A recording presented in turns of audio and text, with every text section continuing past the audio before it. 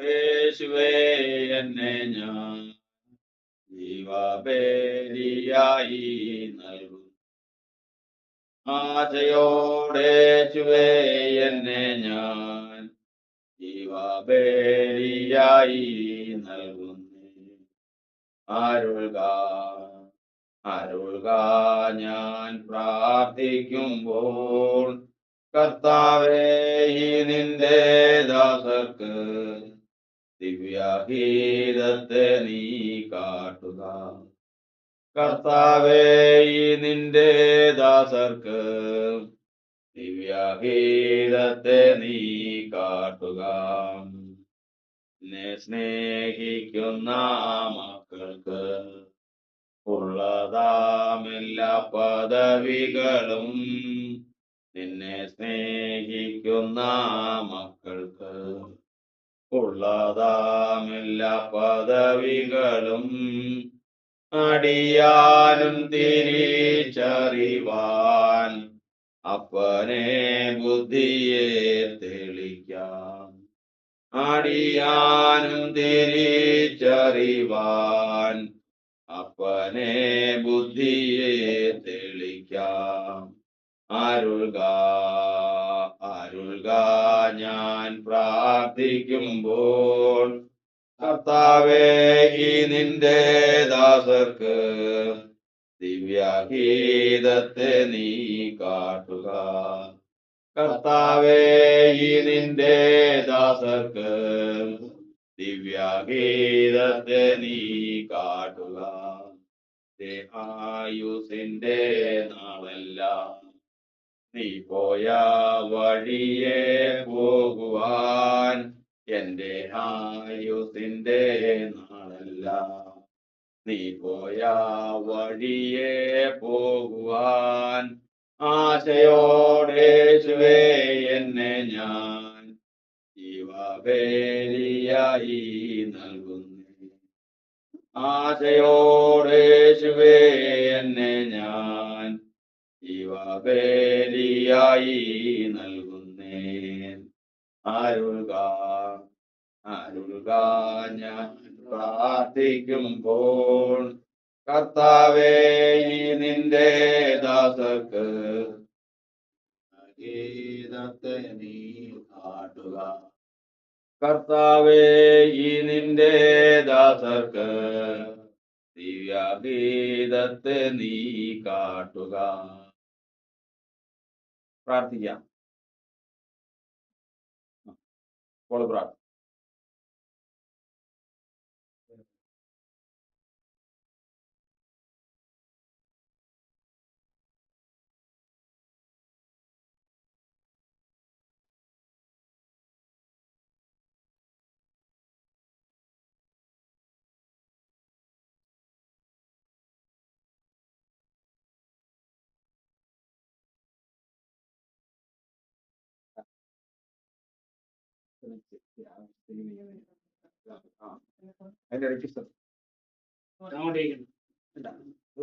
യേശുവേ നിൻ പാദം കുമ്പിടുന്നേ.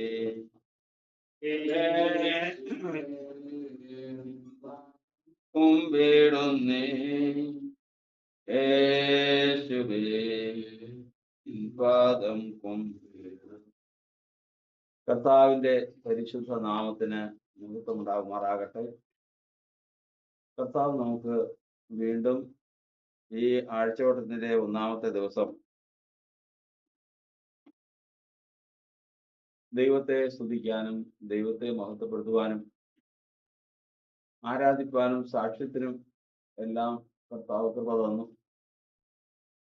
ഇന്ന് വീണ്ടും കർത്താവിന്റെ തിരുവെഴുത്തുകളിൽ നിന്ന് ചിന്തിപ്പാൻ കർത്താവ് നമ്മെ ഇവിടെ കൂട്ടുവരുത്തിയിരിക്കുക. കഴിഞ്ഞ ആഴ്ചകളിൽ നമ്മൾ ചിന്തിപ്പാൻ ഇടയായി തീർന്നത്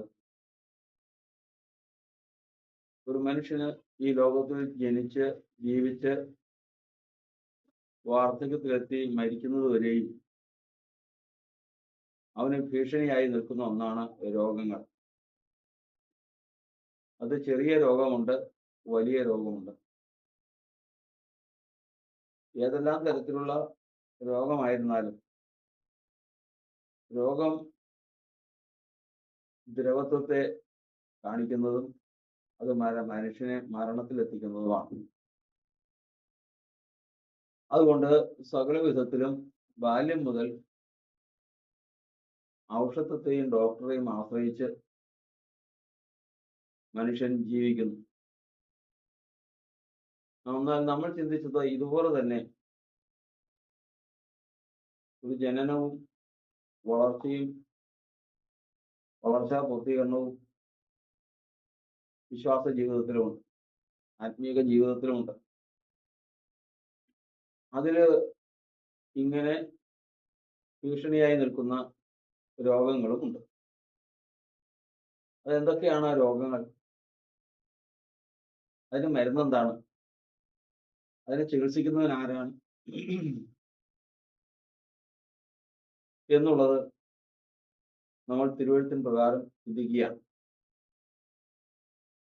നമ്മുടെ വൈദ്യനാണ് കർത്താവ്. വചനം ഞാൻ നിന്നെ സൗഖ്യമാക്കുന്ന യഹോവയാണ്. ഞാൻ അവരുടെ പിന്മാറ്റത്തെ ചികിത്സിച്ച് ഭേദമാക്കും. ഒരു മനുഷ്യനെ പിന്മാറ്റം എന്ന് പറയുന്നത് രോഗമാണ്. ഏത് രോഗം? ആത്മീക രോഗമാണ്.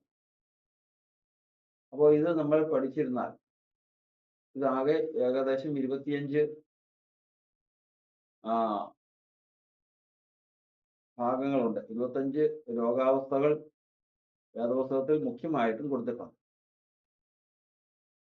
അത് നമ്മൾ ശ്രദ്ധിച്ച് നമ്മൾ നോക്കിയിരുന്നാൽ നമുക്ക് ഇപ്പോഴത്തെ അവസ്ഥ എന്താണ് എന്നുള്ളത് നമുക്ക് അറിയാൻ സാധിക്കും. അങ്ങനെയാണ് ഈ ലോകത്തിൽ നമ്മൾ ജീവിക്കാനായിട്ട് ആത്മീക ജീവിതം ശത്രുവിന്റെ കയ്യിൽ അകപ്പെടാതെ വണ്ണം നമ്മൾ നിലനിൽക്കേണ്ടതിന് വേണ്ടിയിട്ട് സാധിക്കുന്നത്. അങ്ങനെ കഴിഞ്ഞ ദിനങ്ങളിലൊക്കെയും പലവിധ രോഗങ്ങളെ കുറിച്ച് നമ്മൾ ചിന്തിപ്പാനിടയായി തീർന്നു. അതില് ക്യാൻസറിന്റെ അസുഖമുണ്ട്, ശരീരത്തിൽ സുഖമില്ലാത്തതുണ്ട്, വ്രണങ്ങൾ പഴുത്ത് നാറുന്നതുണ്ട്. പിന്നെ ഇങ്ങനെ അനവധി രോഗങ്ങൾ നമ്മൾ വചനത്തിൽ നിന്ന് പഠിക്കുന്നു. എന്നാൽ ഇനിയും ചില കാര്യങ്ങളും കൂടി ശേഷിക്കുന്നുണ്ട്. ഇത് നമ്മൾ എടുത്തതിന് ശേഷം യൂട്യൂബിൽ ഇടുന്നു. അതെല്ലാവരും കണ്ട് നമുക്കതിൻ്റെ നിശ്ചയം പ്രാപിച്ച് അതിൻ്റെ കൂട്ടുവചനങ്ങളുമായി കൂട്ടി ചിന്തിച്ച് നമുക്കതിൽ വിശ്വാസ ജീവിതം വിജയകരമാക്കി തീർക്കാൻ കർത്താവ് നമ്മെ സഹായിക്കാം. ഇന്ന് നമുക്ക് 142 സങ്കീർത്തനം 2 വാക്യം 2-3 വാക്യങ്ങൾ പ്രകാരം വായിക്കുന്നു. 142 സങ്കീർത്തനം. ഞാൻ യഹോവയുടെ ഉറക്കെ നിലവിളിക്കുന്നു, ഞാൻ ഉച്ചത്തിൽ യഹോവയോട് യാചിക്കുന്നു.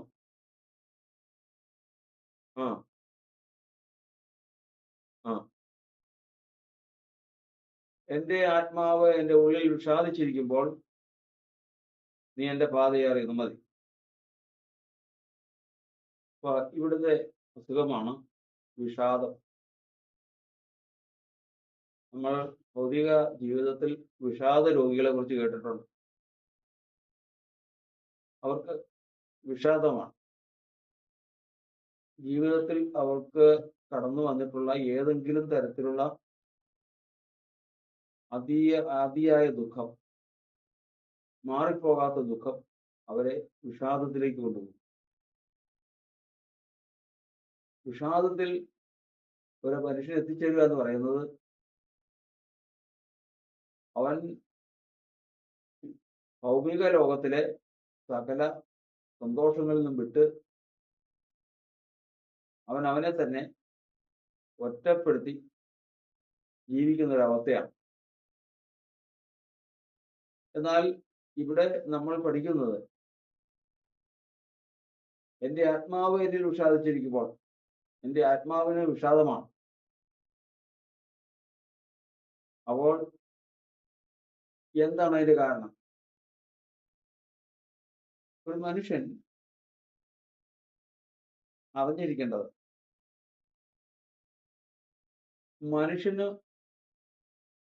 മനുഷ്യനുള്ളതും മൃഗങ്ങൾക്കില്ലാത്തതുമായ ഒരു ഭാഗം ഏതാ? പറ. പറഞ്ഞ ദേഹിയാണ്. ഈ ദേഹി എന്ന് പറയുന്നത് എന്താ? കർത്താവിനെ അറിയാത്ത ഒരാളുടെ ദേഹിക്കുള്ള പ്രത്യേകത എന്താ? കർത്താവിനെ അറിയാത്ത എന്തായിരിക്കുന്നു?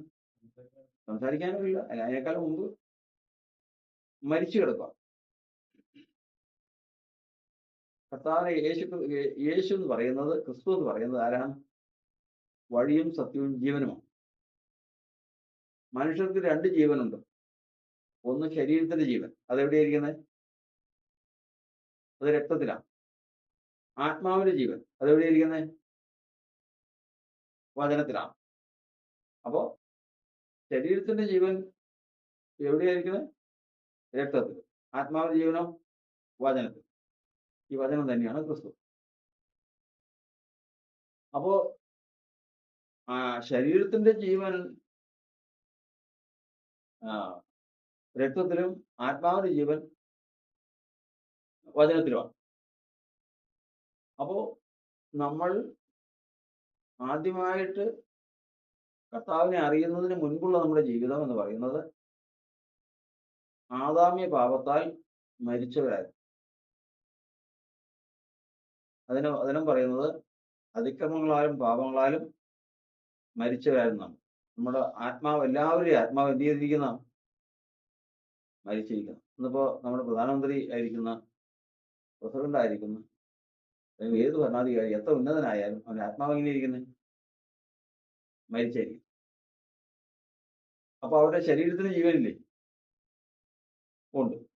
അവർക്ക് ജീവനില്ലാത്ത എവിടെയാണ്? ആത്മാവിന് ജീവനില്ല. ആത്മാവിന് ജീവൻ എന്താ? വചനം.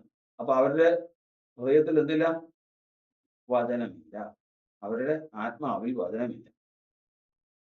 അതുകൊണ്ട് അവര് ഇന്നും അവരുടെ ദേഹി മരിച്ചതാണ്. മരിച്ച ദേഹിക്കുള്ള പ്രത്യേകത എന്ന് പറഞ്ഞാൽ, ഈ ലോകത്തിൽ നമ്മൾ വരുമ്പോൾ പാപജഡത്തിലാണ് വരുന്നത്. യേശു ഒഴികെ ബാക്കിയുള്ള എല്ലാവരും പാപജഡത്തിലാണ് വരുന്നത്. പാപജഡത്തിൽ വരുന്നതെല്ലാം തിരിച്ചറിവാകുമ്പോഴാണ് നമ്മൾ ഇപ്പോൾ മരിച്ചാൽ പാതാളത്തിൽ പോകേണ്ടി വരും എന്നറിയും. മനുഷ്യൻ മരിച്ചു കഴിയുമ്പോൾ പുറത്തിറങ്ങുന്ന മനുഷ്യൻ ആരായ നമ്മുടെ അകത്തെ? നമ്മുടെ ശരീരത്തിലെ ഒരാള് പുറത്തേക്ക് ഇറങ്ങും. അതാരാ? ആരാ? ലിതിയ. ദേഹിയാണ് പുറത്തേക്ക് ഇറങ്ങുന്നത്. ഈ ദേഹി മരിച്ചു കിടക്കുകയാണ്. തിരിച്ചറിവായപ്പോഴാണ് നമുക്ക് മനസ്സിലാവുന്നത്. ബാല്യത്തിൽ നമ്മൾ അറിയുന്നില്ല. ജനിക്കുന്ന ശിശുവിനൊന്നും അറിയാൻ പാടില്ല. തിരിച്ചറിവാകുമ്പോഴാണ് അറിയുന്നത്, അയ്യോ, ഞാൻ എതിരെ വസിക്കുന്നത് പാപജഡത്തിലാണ് വസിക്കുന്നത്.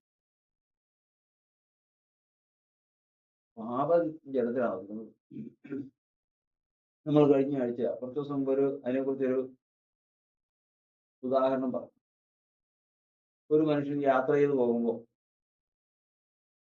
അതിവേഗത്തിൽ യാത്ര ചെയ്ത് പോകുന്ന വഴിക്ക് രാത്രിയായി. പുതിയ വനം, അനേക ദുഷ്ടമൃഗങ്ങളുള്ള വനമാണ്. അപ്പോ സംരക്ഷണത്തിന് വേണ്ടിയിട്ട് പോകുന്ന ഏതെങ്കിലും മൃഗങ്ങളുടെ കയ്യിൽ അകപ്പെട്ടാൽ അപകടമാണെന്ന് കരുതി അദ്ദേഹം ഒരു വൃക്ഷത്തെ കയറി. വൃക്ഷത്തിൽ ഒരു കമ്പയിൽ കയറി നേരം വെളുക്കാൻ വേണ്ടിയിട്ട് ഇങ്ങനെ ഇരിക്കുക. അപ്പൊ മൃഗങ്ങൾ വെച്ച് അവിടെ കേൾക്കാം. അങ്ങനെ ഇരുന്ന് ഇനി നേരം വെളുത്തിട്ട് യാത്ര ചെയ്യാം. അങ്ങനെ നേരം വെളുത്തപ്പോഴാണ് മനസ്സിലാവുന്നത് താൻ ഇരിക്കുന്ന കമ്പെന്ന് പറയുന്നത്, ഈ തടിയുടെ ശിഖരം എന്ന് പറയുന്നത് ഏത് സമയത്തും ഒടിഞ്ഞ് താഴ്ത്ത് വീഴാവുന്ന ഒരു കമ്പാണ്. അത്ര ഉയരത്തിലാണ് ഇത് ദ്രവിച്ചിരിക്കുന്നത്. നേരം വെളുത്ത് നേരം വെളുത്ത് തുടങ്ങിയതോടുകൂടി ഈ അവസ്ഥ കണ്ടതോടുകൂടി പുള്ളി നടുങ്ങിപ്പോയി. എങ്ങനെയും അത് താഴ്ത്തിറങ്ങും. ഇതേ അനുഭവമാണ് നമ്മൾ ഒരു കൊച്ചു ജനിച്ച് എല്ലാവരും കൂടി നിന്ന് സന്തോഷിച്ച് ബർത്ത്ഡേ ഒക്കെ നടത്തി 1 വയസ്സ്, 2 വയസ്സ്, 3 വയസ്സ്, 4 വയസ്സ്, 10 വയസ്സ് ആയി ഒരു 10, 12, 13, 14 വയസ്സൊക്കെ ആവുമ്പോഴേക്കും ഞാൻ എവിടെയായിരിക്കുന്നത്? പാപജടത്തിലാണ്. ശരീരത്തിൽ എന്താണുള്ളത്? പാപമാണ്. എന്നിൽ കൂടി ഒഴുകിക്കൊണ്ടിരിക്കുന്ന രക്തം എന്ത് രക്തമാണ്? പാവരക്തമാണ്. ഈ സമയത്ത് ഞാൻ മരിച്ചാൽ ഈ എന്റെ പ്രാണൻ, ഈ വന്നിരിക്കുന്ന പ്രാണൻ എങ്ങോട്ട് പോകും? പാതാളത്തിലേക്ക് പോകും. ഈ ഒരൊറ്റ ചിന്തയാണ്. ഈ ചിന്തയാണ് മരണഭയം എന്ന് പറയുന്നത്. ഇങ്ങനെ മരണഭയത്തിൽ ജീവിക്കുന്ന മനുഷ്യരെയാണ് ദൈവം മുൻകണ്ടിട്ടുള്ളവരെന്ന് പറയും. അവരെങ്ങനെയിരിക്കുന്നത്? എപ്പോഴും മരണഭയത്തിൽ. അപ്പൊ ഈ ലോകത്തിലേക്ക് യേശു വന്നത് ആർക്ക് വേണ്ടിയിട്ടാണ്? മക്കൾ ജഡരക്തങ്ങളോട് കൂടിയവരാകുന്നുണ്ട്. ലിതിയ അതിനടുത്ത് 2:14 വായിച്ച്. എബ്രായർ 2:14.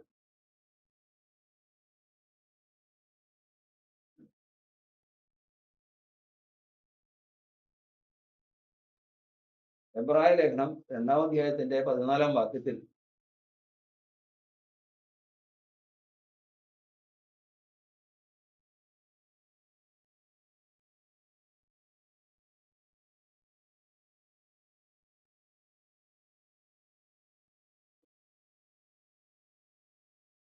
മക്കൾ ജഡരക്തങ്ങളോട് കൂടിയവരാകൊണ്ട് അവൻ എന്ന് പറഞ്ഞാൽ യേശുവും അവരെ പോലെ ജഡരക്തത്തോടു കൂടിയവനായി മരണത്തിന്റെ അധികാരിയായ പിശാചിനെ തന്റെ മരണത്താൽ നീക്കി ജീവപര്യന്തം മരണഭീതിയിൽ അടിമകളായിരുന്നവരെ വിളിച്ചു. അപ്പോ ഈ ലോകത്തിലേക്ക് യേശു വന്നത് ആർക്ക് വേണ്ടിയിട്ടാ? മരണഭയത്തിൽ ഇരിക്കുന്നവർക്ക്. അതാണ് ഒരു മനുഷ്യൻ ചോദിക്കുന്നത്, രക്ഷപിടിക്കാൻ ഞാൻ എന്ത് ചെയ്യണം? നമ്മൾ ആദ്യം മറന്നു പോകരുത്. രാത്രി നടന്നു പോകുമ്പോൾ ഒരു വലിയ വൃക്ഷത്തെ കയറി രക്ഷപ്പെട്ടെന്ന് വിചാരിച്ചു. മൃഗങ്ങളുടെ ഒച്ചയൊക്കെ അവിടെ കേൾക്കുന്നുണ്ട്. തന്നെ കൊന്നു തിന്നും. അതൊക്കെ തിന്നാതിരിക്കാൻ എവിടെ കയറി? വൃക്ഷത്തേക്ക്. ഒരു കമ്പേല് ഇരിപ്പുറത്ത്. നേരം വെളുത്തപ്പോഴാണ് മനസ്സിലാകുന്നത് ഈ കമ്പെന്തിനാ ഏത് സമയത്തും ഒടിഞ്ഞാൽ എവിടെ പോയിടും? താഴത്തെ വീഴും ചത്തു. അതുപോലെ അപകടം പിടിച്ചത്. ഇതുപോലെയാണ് മനുഷ്യൻ ഈ ഭൂമിയിൽ ജനിക്കുന്നത്. നമ്മളൊക്കെ ഓരോ അമ്മമാർക്ക് ജനിച്ചവരാ, ഓരോ മാതാക്കന്മാർ പ്രസവിച്ചവരാ നമ്മൾ. ആ സമയത്ത് നമ്മൾ ഇതൊന്നും അറിഞ്ഞില്ല. വളർച്ച പ്രാപിച്ച് നന്മതിന്മകളെ കുറിച്ച് തിരിച്ചറിയുന്ന ബോധമായപ്പോഴേക്കും ആണ് മനസ്സിലായത്, അയ്യോ എന്റെ ശരീരം എന്ത് ചെയ്ത ശരീരാ? പാപജടമാണ്. എന്നിൽ കൂടി ഒഴുകുന്ന രക്തം ഏതാ? പാപരക്തമാണ്. അതുകൊണ്ട് ഇപ്പോൾ ഞാൻ മരിച്ചാൽ എങ്ങോട്ട് പോകും? പാതാളത്തിലേക്ക് പോകും. അതുകൊണ്ട് മരിക്കുന്നതിന് മുമ്പ് എന്ത് ചെയ്യണം? എന്നിൽ മരിച്ചു കിടക്കുന്ന ആത്മാവ് ജീവിക്കണം. ആത്മാവ് ജീവിക്കണമെങ്കിൽ ഒറ്റ വഴിയേ ഉള്ളൂ. ആത്മാവിന്റെ ജീവൻ ഏതാ? വചനം. വചനം എന്ന് പറഞ്ഞാൽ ആരാ? വചനം ക്രിസ്തു ആയ എങ്ങനെയാ? വചനം യേശു ആയത് എങ്ങനെയാ? വചനം ജഡമായി തീർന്നു, കൃപയും സത്യവും നിറഞ്ഞവനായി നമ്മുടെ ഇടയിൽ പാർത്തു. സുവിശേഷം യോഹന്നാന്റെ സുവിശേഷം 1-ാം അധ്യായത്തിന്റെ 14-ാം വാക്യം വായി.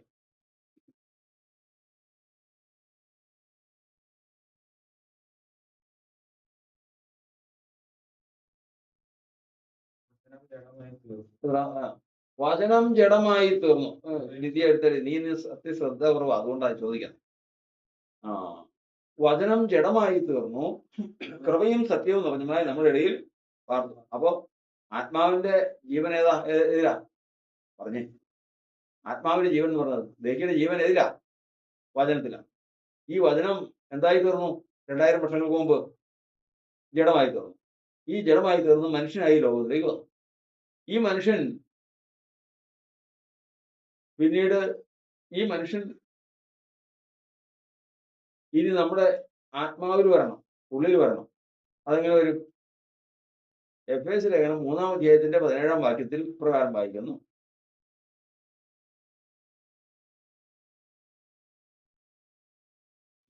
ആ ക്രിയ, ആ അനുഭവം മറന്നു പോകരുത്. അത് വചനങ്ങളോട് കൂട്ടി നമ്മൾ ചിന്തിച്ച് പഠിച്ചിരിക്കേണ്ടതാണ്.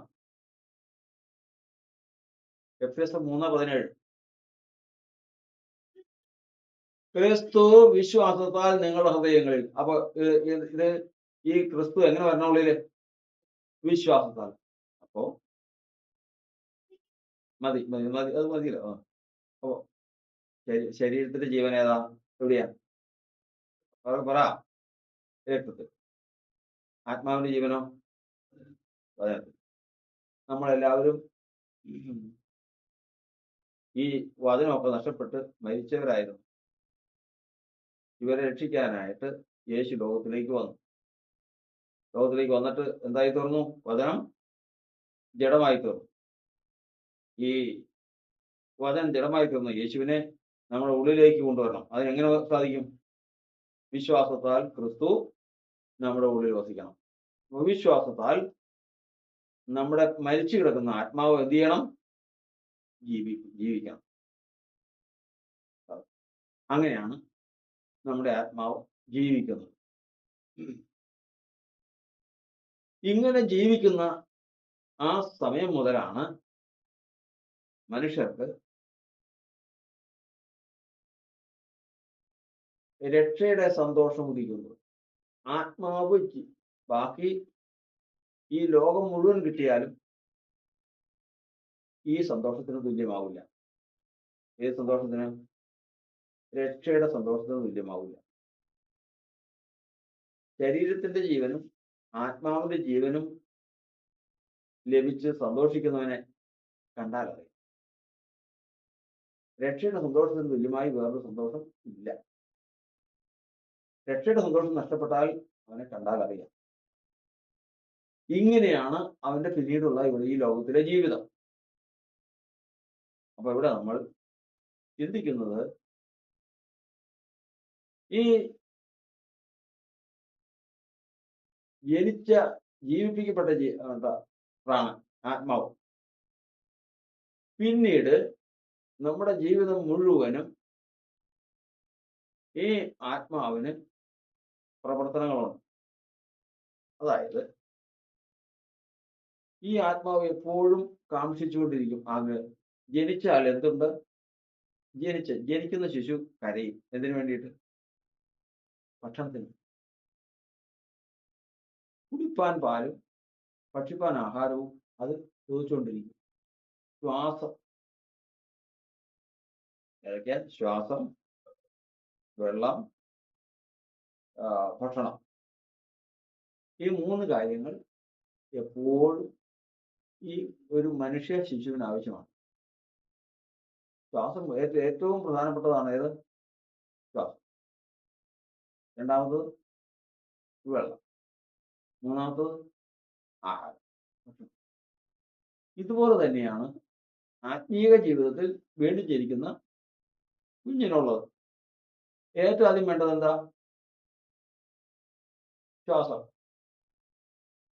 ആത്മീയ ജനി ആത്മീയമായ ഒരു ശിശു വീണ്ടും ജനിച്ചാൽ, ഒരു പ്രാണൻ ജീവിച്ചാൽ, അതിന് വേണ്ട ഒന്നാമത്തെ ഘടകമാണ് ആത്മീയ ശ്വാസം.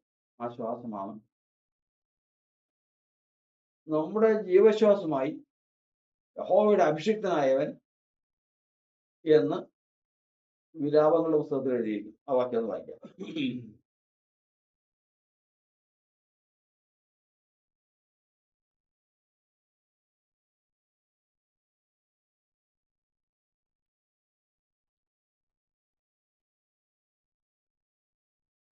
4-ാം അധ്യായത്തിന്റെ 20-ാം വാക്യം.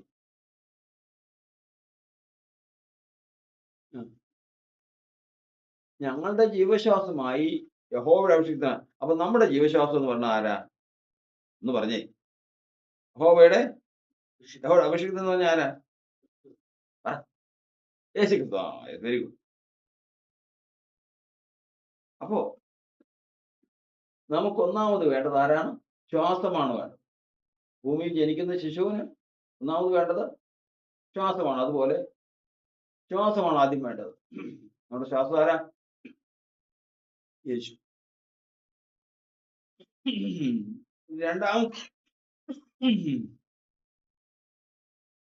രണ്ടാമത്തതാണ് നമ്മൾ പഠിക്കുന്നത്, അവന്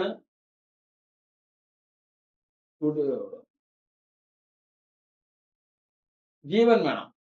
കൊലോസ്യ ലേഖനം 3-ാം അധ്യായത്തിന്റെ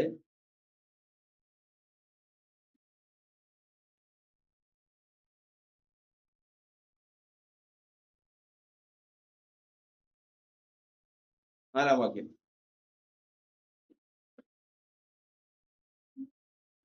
നമ്മുടെ ജീവനായി ക്രിസ്തു വെളിപ്പെടുമ്പോൾ നിങ്ങൾ അവനോട് തേജസ് വെളിപ്പെടും. അപ്പൊ നമ്മുടെ ജീവൻ ആരാ?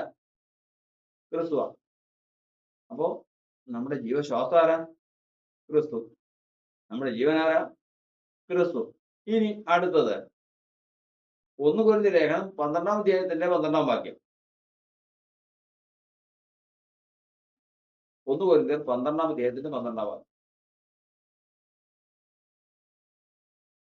12-ന്റെ 12.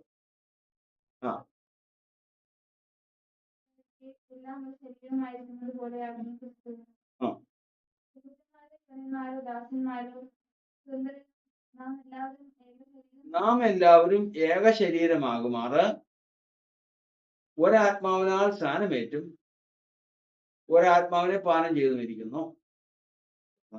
അപ്പോ നമ്മൾ പാനം ചെയ്തത് ആത്മാവിനെയാണ്. ക്രിസ്തു യേശുവിന്റെ ആത്മാവിനെയാണ് നമ്മൾ പാനം ചെയ്തത്. നമ്മൾ സ്നാനമേറ്റത് ഏതിലാണ്? ക്രിസ്തു യേശുവിന്റെ ആത്മാവിനാൽ സ്നാനമേറ്റു. ഇങ്ങനെയാണ് നമ്മൾ ആത്മീയ ലോകത്തിൽ വീണ്ടും ജനിക്കാൻ ഇടയായി തീർന്നത്. ഇങ്ങനെ നമ്മെ രക്ഷിക്കാനായിട്ടാണ് യേശു ലോകത്തിലേക്ക് വന്നത്. എന്നാൽ ഇവിടെ ദൈവത്തിന്റെ വചനത്തിൽ പറഞ്ഞിരിക്കുന്നത്, ഇങ്ങനെ രക്ഷിക്കപ്പെട്ട ഒരു മനുഷ്യൻ ഒരു യാത്ര പോവുക. അപ്പോ ഇവന്റെ ആത്മാവിന്റെ ജീവൻ ക്രിസ്തുവാണ്. ഒരു യാത്ര പോകുമ്പോ ഇവിടുന്ന് എറണാകുളത്തിന് പോകാനായിട്ട് യാത്ര പുറപ്പെടാൻ പോകും. യാത്ര പുറപ്പെടാൻ പോകുമ്പോൾ തൃപ്പൂണിത്തുറ ഭാഗത്ത് ചെല്ലുമ്പോ അവിടെ ഒരു അപകടം പതിയിരിക്കുന്നു.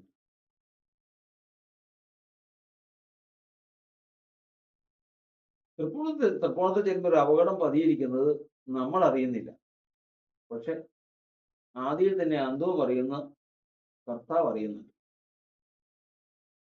അങ്ങനെ അറിഞ്ഞാൽ ഈ അറിവ് കർത്താവ് നമ്മുടെ പ്രാണനോട് പറയും. കർത്താവ് ജീവനായിരിക്കുന്ന ദേഹിയോട്, ആത്മാവിനോട് കർത്താവ് പറയും, പിന്നെ യാത്രയിൽ ഒരു അപകടം പതിയിരിക്കുന്നുണ്ടോ? ആത്മാവ് ഇതറിയുമ്പോൾ എന്തായിത്തീരും? അസ്വസ്ഥതയെ, വിഷാദമായി.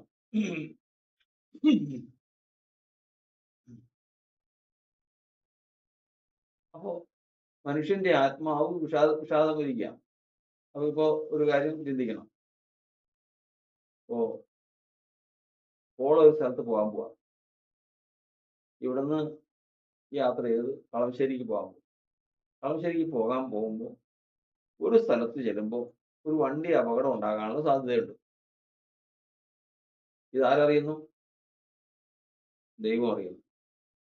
ദൈവം ഇതാരോട് പറയും? ആരെ അറിയിക്കും? നമ്മുടെ പ്രാണനെ, പോളിന്റെ പ്രാണനെ അറിയിക്കും. പോളിന്റെ പ്രാണനെ അറിയിച്ചു കഴിഞ്ഞാൽ അപ്പോൾ തന്നെ പോളിന്റെ പ്രാണൻ എന്ത് ചെയ്യും? വിഷാദമാണ്, പ്രയാസമാണ്. അപ്പോ പോള് നോക്കുമ്പോ പ്രാണൻ എങ്ങനെ ഇരിക്കുന്നു? ഉള്ളിൽ വിഷാദിച്ചിരിക്കുന്നു. അപ്പൊ പ്രാണനോട് ചോദിക്കും, എങ്ങനെ ധ്യാനിക്കും? എങ്ങനെ ധ്യാനിക്കും? 43-ാം സങ്കീർത്തനം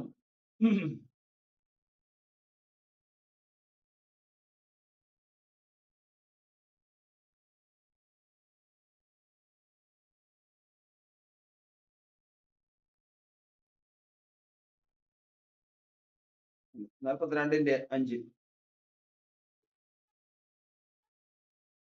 എന്റെ ആത്മാവെ നീ വിഷാദിച്ച ഉള്ളിൽ ഞരങ്ങുന്നതുണ്ട്. അപ്പൊ ആത്മാവിന് ഇപ്പൊ എന്താ ഒരു പ്രശ്നം? വിഷാദിച്ച ഉള്ളില് ഞരങ്ങുന്നു. നീ എന്താ എന്താ പ്രശ്നം? എന്തോ പ്രശ്നമുണ്ടല്ലോ. അപ്പോ വഴിയിൽ അപകടമുള്ള ആര് കണ്ടു? ആര് കണ്ട്? ദൈവം കണ്ടു. ഈ കണ്ട കാര്യം, ആ വഴിയിൽ അപകടമുള്ളത് ദൈവം ആരോട് പറഞ്ഞു? ആർക്കറിയിച്ച്? ജീവിച്ച പ്രാണനെ അറിയിച്ചു. ജീവിച്ച പ്രാണനെ അറിയിച്ചപ്പോ പ്രാണൻ എന്തായി തീർന്നു? വിഷാദമായി തീർന്നു. ആ സമയത്ത് മുതല് പ്രാണന് എന്താണ്? വിഷാദം. അപ്പോ പ്രാണന്റെ വിഷാദം അന്വേഷിച്ചു, സങ്കീർത്തനക്കാരൻ അന്വേഷിച്ചു. അന്വേഷിച്ചതിന് ശേഷം സംസാരിക്കുക. ആരോട് സംസാരിക്കുന്നു? ആരോട് സംസാരിച്ചേ? പ്രാണനോട് സംസാരിക്കുക. എന്താ സംസാരിക്കണേ? എന്റെ ആത്മാവെ നീ വിഷാദിച്ച് ഉള്ളിൽ ഞരങ്ങുന്നത് എന്തിനാ? എന്താ പ്രശ്നം? കാര്യം പറ. ഇതാണ് ക്രിസ്തീയ ജീവിതത്തിൽ പരാജയത്തിന്റെയും വിജയത്തിന്റെയും കാരണം ആണ് ഈ ഒരു വിഷയം. യഥാർത്ഥത്തിൽ വഴിയിൽ അപകടമുള്ളത് പ്രാണൻ അറിഞ്ഞു, പ്രാണൻ വിഷാദിച്ചു, പ്രാണൻ വിഷാദിച്ചുള്ളിൽ ഞരങ്ങി. ഇത് മനുഷ്യൻ അവന്റെ പ്രാണനോട് ചോദിച്ചു. ധ്യാനിച്ചപ്പോ അവന് അത് മനസ്സിലായി. ഈ യാത്രയിൽ എന്തുണ്ട്? അപകടം. ഈ യാത്രയിൽ അപകടം ഉണ്ടെന്ന് മനസ്സിലായി. അതുകൊണ്ട് അവൻ തീരുമാനിച്ചു, എന്ന് വേണം, ദൈവം മുമ്പാകെ ഈ യാത്ര ദൈവഹിതമല്ലെങ്കിൽ എനിക്കിതിൽ നിന്ന് മാറ്റം തരണം. കാരണം ശത്രു കണി വെച്ചിട്ടുണ്ട് എന്നുള്ളത് മനസ്സിലാക്കി ദൈവത്തിന് മുമ്പാകെ യഹോഭക്തനായ പുരുഷൻ ആര്? അവൻ തിരഞ്ഞെടുക്കേണ്ടുന്ന വഴി താൻ അവന് കാണിച്ചു കൊടുക്കും എന്നുള്ള വചനപ്രകാരം ദൈവം അവന് വിഷയം പറഞ്ഞു കൊടുത്തു. നീ പോകുന്ന വഴിയിൽ അപകടമുണ്ട് എന്ന് അറിയിച്ചു കൊടുത്തു. അവനത് തിരുത്തി ആ വഴിക്ക് പോകണ്ടെന്ന് വെച്ചപ്പോൾ തന്നെ മുഖത്തെ എന്തു മാറി? വിഷാദം മാറി. എന്തായി തീർന്നു? സന്തോഷമായി തീർന്നു. ഇത് ഒരു പ്രവർത്തനമാണ്. രക്ഷിക്കപ്പെട്ട ദൈവത്തിന്റെ മക്കൾക്കുള്ള ഒരു പ്രവർത്തനം. അതുകൊണ്ട് നമ്മൾ ശ്രദ്ധയോടെ നമ്മൾ ഗ്രഹിച്ചു കൊള്ളണം. മനുഷ്യർക്ക് ഏറ്റവും ആദ്യമേ തന്നെ ഓർക്കേണ്ടത് മൃഗങ്ങൾക്കില്ലാത്തതും മനുഷ്യർക്കുള്ളതുമായ ഒന്നാണ് ദേഹി. ഇതിന് ആത്മാവൊന്നും കൊടുത്തിരിക്കുന്നു. ശരീരത്തിന്റെ ജീവൻ എവിടെയായിരിക്കുന്നു? രക്തത്തിലായിരിക്കുന്നു. ഈ ദേഹിയുടെ ജീവൻ വചനത്തിലായിരിക്കുന്നു. ഈ വചനം ഹൗവ അവിശ്വസിച്ചതോടുകൂടി കർത്താവ് പറഞ്ഞിരുന്നു, ഈ വൃക്ഷഫലം തിന്നരുത്, തിന്നുന്ന നാളിൽ നിങ്ങൾ മരിക്കും. സാത്താൻ എന്ത് പറഞ്ഞു? മരിക്കില്ല. അത് തിന്നുമ്പോൾ നിങ്ങൾ മരിക്കില്ല. ദൈവം എന്ത് പറഞ്ഞു? മരിക്കും. സാത്താൻ പറഞ്ഞു മരിക്കില്ല. ഹവ്വ ഏത് വിശ്വസിച്ചു? പാമ്പ് പറഞ്ഞ വചനം ഹവ്വ വിശ്വസിച്ചു. അതായത് ദൈവത്തിന്റെ വചനത്തെ എന്ത് ചെയ്തു? തള്ളിക്കളഞ്ഞു. ദൈവത്തിന്റെ വചനത്തെ നിരസിച്ചു കളഞ്ഞു. അതോടുകൂടി അവൾക്ക് നഷ്ടപ്പെട്ടതാണ് ഏത് ജീവൻ? ആത്മാവിന്റെ ജീവൻ. ശരീരത്തിന്റെ ജീവനും ആത്മാവിന്റെ ജീവനും ഉള്ളതിൽ ഹവ്വ ദൈവത്തെ അവിശ്വസിച്ച് എതിരാളിയുടെ വചനം സ്വീകരിച്ചതോടുകൂടി അവൾക്ക് ആത്മാവിൽ നിന്ന് ജീവനെ നഷ്ടപ്പെട്ടതാണ്. അവൾക്ക് മാത്രമല്ല, സകല മാനവരാശിയുടെയും ആത്മാക്കൾക്ക് ജീവൻ നഷ്ടപ്പെട്ടു. അങ്ങനെ നഷ്ടപ്പെട്ട ജീവന്റെ ഒരവസ്ഥയിലാണ് ഈ ലോകത്തിൽ സകല മനുഷ്യരും ആയിരിക്കുന്നത്. അതിക്രമങ്ങളാലും പാപങ്ങളാലും മരിച്ചവരായിരുന്ന നിങ്ങളെയും അവൻ ജീവിപ്പിച്ചു എന്നുള്ള വചനപ്രകാരം കർത്താവ് ഈ അന്ത്യകാലത്ത് ഭൂമിയിലേക്ക് വന്നു. വന്നത് ആർക്കു വേണ്ടി? ലോകത്തിൽ ജനിച്ച് ജീവിക്കുമെങ്കിലും തിന്മ തള്ളി നന്മ തിരഞ്ഞെടുക്കാൻ സമയമാകുമ്പോഴേക്കും അവനൊരു കാര്യം ബോധ്യമാകുന്നു, ഞാൻ വന്നിരിക്കുന്നത് പാപജടത്തിലാണ്, എന്നിൽ കൂടി ഒഴുകുന്ന രക്തം പാപരക്തമാണ്. അതുകൊണ്ട് നിശ്ചയമായിട്ടും ഞാൻ മരിക്കും. ഇപ്പോൾ മരിച്ചു കഴിഞ്ഞാൽ ഞാൻ പാതാളത്തിലേക്ക് പോകേണ്ടി വരും. അതുകൊണ്ട് ഞാൻ മരിക്കുന്നതിന് മുമ്പേ മരിച്ചു കിടക്കുന്ന എൻ്റെ ആത്മാവ് ജീവിക്കണം. മരിച്ചു കിടക്കുന്ന ആത്മാവ് ജീവിക്കണമെങ്കിൽ വചനം കിട്ടണം. ആത്മാവിന്റെ ജീവൻ വചനമാണ്. അത് ഹവ്വ തള്ളിക്കളഞ്ഞതാണ്. ഹവ്വ അത് അവിശ്വാസത്തിൽ തള്ളിക്കളഞ്ഞ ആ വചനം ഇനി കിട്ടുന്നത് ക്രിസ്തുയേശുവിലുള്ള വിശ്വാസത്താലേ കിട്ടുമോ. അതുകൊണ്ട് വചനം ജഡമായി തീർന്നു, കൃപയും സത്യം നിറഞ്ഞവനായി നമ്മുടെ ഇടയിൽ പാർത്തു. അങ്ങനെ ആ മനുഷ്യനായ ക്രിസ്തുയേശുവിൽ വിശ്വസിക്കുന്നവർക്ക് അവരുടെ ഉള്ളിലേക്ക് കർത്താവ് ഈ ജീവനെ കൊടുക്കുന്നു. അങ്ങനെ നമ്മുടെ ജീവശ്വാസവും നമ്മുടെ ജീവനും നമ്മുടെ ആത്മാവും എല്ലാം ക്രിസ്തു ആയിത്തീരുന്ന ഒരവസ്ഥയിൽ അവരെ മുമ്പോട്ട് നടത്തിക്കൊണ്ട് പോകുമ്പോൾ അവരുടെ ജീവിതത്തിൽ ഏതെങ്കിലും ദോഷമുണ്ടെങ്കിൽ, നല്ല കാര്യങ്ങൾ നമുക്ക് തോന്നാം. ഒരു വിദ്യാഭ്യാസത്തിന് വേണ്ടി പോവുക, ഒരു വിദ്യാഭ്യാസത്തിന് വേണ്ടിയിട്ട് പോകാൻ സമയത്ത് ആ പോകുന്ന കാര്യത്തിൽ എന്തെങ്കിലും ദോഷമുണ്ടെങ്കിൽ അത് ദൈവം അറിയുന്നു.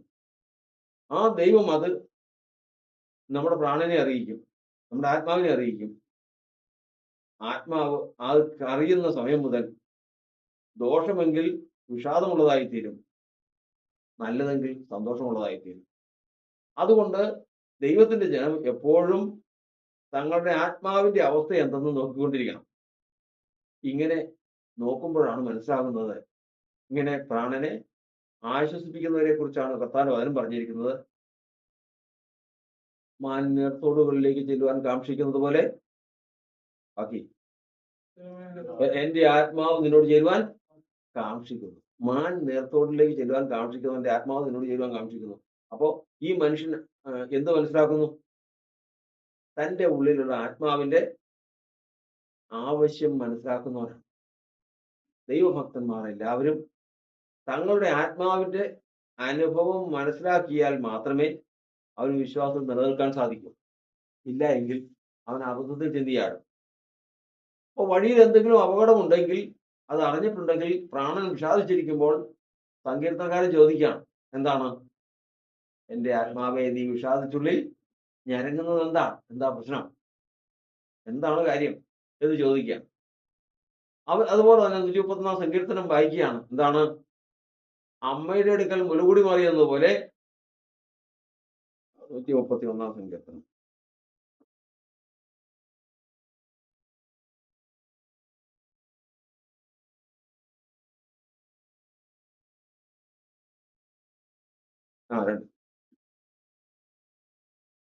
ഞാൻ എൻ്റെ പ്രാണനെ താലോലിച്ച് മിണ്ടാതാക്കിയിരിക്കുന്നു. എൻ്റെ പ്രാണൻ അപ്പൊ എന്ത് ചെയ്ത്? അപ്പൊ അതിനു മുമ്പ് ഈ പ്രാണൻ എന്ത് ചെയ്തോണ്ടിരിക്കുക? ഭയങ്കര ദാഹം കൊണ്ടും വിശപ്പ് കൊണ്ടും കരയുക. ഒരു കുഞ്ഞുണ്ടായി കഴിഞ്ഞാൽ ആ കുഞ്ഞ് നിലവിളിക്കുന്നത് പോലെ മനുഷ്യന്റെ പ്രാണൻ എന്ത് ചെയ്തോണ്ടിരിക്കുക? കരഞ്ഞുകൊണ്ടിരിക്കുക. ഞാൻ എന്റെ പ്രാണനെ താലോലിച്ച് മിണ്ടാതാക്കിയിരിക്കുന്നു. ഇനി അടങ്ങിയിരിക്കും. എങ്ങനെ അടങ്ങിയേ? അമ്മയുടെ അടുക്കൽ മുലകൂടി മറി വൈതെന്ന പോലെ എന്റെ പ്രാണൻ എന്റെ അടുക്കൽ മുലകൂടി മാറിയത് പോലെയാവും. യഥാർത്ഥത്തിൽ ഒരു ഭക്തനാണ്. എന്റെ പ്രാണൻ എന്റെ അടുക്കൽ ഇറങ്ങിയിരിക്കുന്നു. മുല കുടിക്കുന്ന കുഞ്ഞിന് എന്നാ കിട്ടുന്നേ? പാല് കിട്ടും. ഇത് ഈ പ്രാണൻ കുടിക്കുന്ന പാലെന്താ?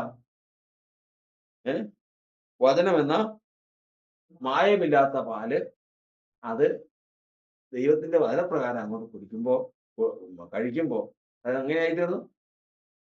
ശാന്തമായിത്തീർന്നു. ഒരു അമ്മയുടെ അടുക്കൽ മുലകുടി മാറി കുഞ്ഞ് കിടന്ന് വിശ്രമിക്കുന്നത് പോലെ നമ്മുടെ പ്രാണൻ വചനം പാലായിട്ട് ഭക്ഷിച്ചു കഴിഞ്ഞാൽ നമ്മുടെ അടുക്കൽ എങ്ങനെ ഇരിക്കുന്നു?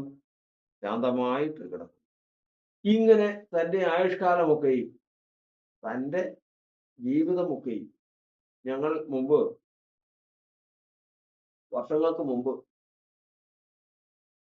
ഒരു എരിവിൽ ഭയങ്കര ഒരു താല്പര്യമായിരുന്നു. നമുക്ക് കർത്താവിന്റെ വേലയ്ക്ക് എരിഞ്ഞു പോയതാ. അപ്പൊ ഇവിടെ നിന്നൊക്കെ വിട്ടാൽ പോവാ. വിട്ട് അവിടെ ചെന്ന് സഭയ്ക്ക് വേണ്ടി മരിക്കണം എന്നുള്ള.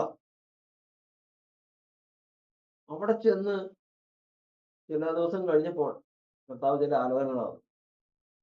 അസ്വസ്ഥത തോന്നിയെങ്കിലും ഞങ്ങൾക്ക് അന്നുള്ള പരിജ്ഞാനം ഇല്ലായിരുന്നു എന്ന് തന്നെ പറയാം. ആ പോക്ക് ദൈവത്തിന് ഹിതമല്ലായിരുന്നു. പോക്ക് ദൈവത്തിന് ഹിതമല്ലായിരുന്നു എന്നും ദൈവത്തിന് അറിയാം. അത് എന്റെ പ്രാണനോട് പറഞ്ഞിട്ടുള്ളതാ, എന്റെ ആത്മാവിനോട് പറഞ്ഞതാ. പക്ഷെ ആ ആത്മാവിന്റെ വിഷാദം ഞാൻ അറിയാതെ പോയി. നമ്മൾ വലിയ കാര്യങ്ങളാ ചെയ്യുന്നതെന്ന് നമുക്ക് തോന്നാം. പക്ഷെ സൂക്ഷ്മതയോടെ നമ്മൾ എങ്ങോട്ട് നോക്കണം? പ്രാണനിലേക്ക് നോക്കുമ്പോ പ്രാണൻ എങ്ങനെയിരിക്കും? ഇതായിട്ടാണോ? കിടന്ന് പ്രാളപ്പെടുവാണോ? അതായത് ശൗലിനോട് കർത്താവ് പറഞ്ഞ് നീ പോയി അമാലേക്കരെ സംഹരിച്ചിട്ട് വരാൻ പറഞ്ഞു. ഒരെണ്ണത്തിനും വെച്ചേക്കരുത്, എല്ലാം നിർമ്മൂലമാക്കി കളയണമെന്ന്. ശൗല് പോയിട്ട് ജനം പറയുന്നത് കേട്ട് കുറെ അവരുടെ രാജാവിനെ ജീവനോട് പിടിച്ചുകൊണ്ട് പോകുന്നു. മൃഗങ്ങളെ മുഴുവനും നശിപ്പിക്കാതെ വണ്ണം കുറെ എണ്ണത്തിനെ യഹോവയ്ക്ക് യാഗം കഴിക്കാൻ കൊണ്ടുപോകും. എന്നിട്ട് സന്തോഷത്തോടെ ഞാൻ നിൽക്കുക, ഭയങ്കര സന്തോഷം. അപ്പോഴാണ് ശമൂവേൽ വരുന്നത്. ശമൂവേലിനെ കണ്ടപ്പോഴേ തന്നെ ശൗല് പറഞ്ഞു, നീ യഹോവയാൽ അനുഗ്രഹിക്കപ്പെട്ടത്, ഞാൻ യഹോവയുടെ കൽപ്പന നിവർത്തിച്ചിരിക്കുന്നു. പക്ഷെ ഇവൻ കാണിച്ചത് അനുസരണക്കേടാ.